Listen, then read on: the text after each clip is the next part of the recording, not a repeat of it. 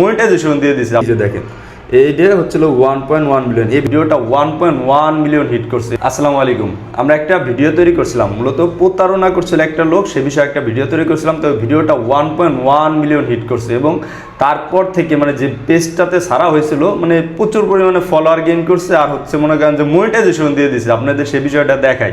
অথচ আমি কিন্তু অনেক দিন ধরে চেষ্টা করতেছি আমার বিমানে, কিন্তু আমার আর একজন ভাইয়ের কিন্তু ঠিকই মনিটাইজেশন পাই গেছে। এই বিষয়টা আপনাদেরকে দেখাই।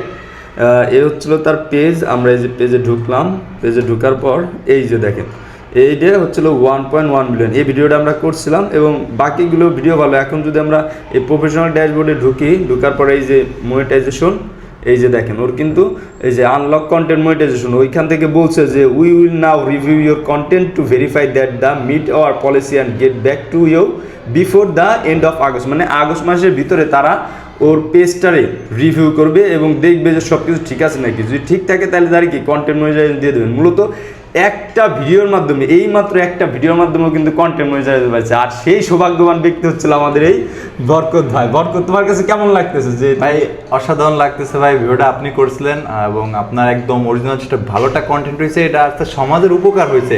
কন্টেন্টের পাশাপাশি মানুষ যে প্রতারণামূলক থেকে বেঁচে থাকবে, এজন্য মানুষ সতর্কবার্তা পেয়েছে। এজন্য আপনাকে ধন্যবাদ ভাই। অসংখ্য অসংখ্য ধন্যবাদ। তো সবাই আর কি ভালো ভিডিও বানাবেন যাতে করে মনিটাইজেশন পান। সবাই তো ইচ্ছা যারা ফেসবুকে কন্টেন্ট বানাতে একটা মনিটাইজেশন পাবেন, ঠিক আছে। আমিও কিন্তু অনেক দিন ধরে চেষ্টা করতে, কিন্তু আমার ফলোয়ারও গেইন করতে পারছে, মনিটাইজেশন পাইতে। কিন্তু বরকতের আসলে ভাগ্য ভালো মতো আপনি পরিশ্রম যতই করেন, মূলত ভাগ্যের একটা বিষয় আছে, এটাই আর কি।